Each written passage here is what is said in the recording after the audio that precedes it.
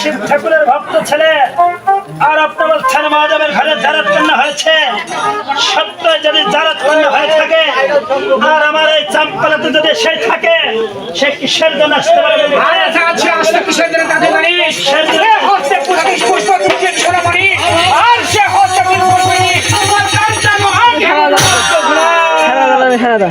আমি যে আসতে কোথায় পুষ্প সে সোনামণি, আর সে আসতে দেবে না পুষ্প আমার সাত জারো ঢামনে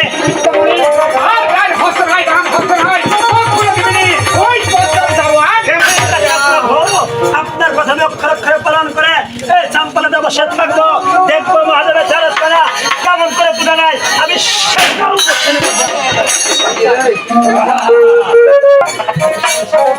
সকালে তুই সাজ করে কোথায় যাচ্ছিস দিদি?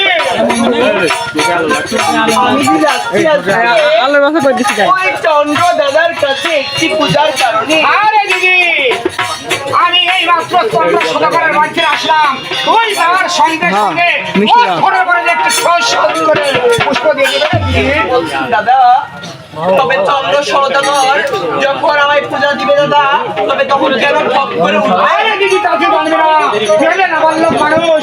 পুষ্প মানে একটি গাড়ির ফল, তার ভার আছে দিদি।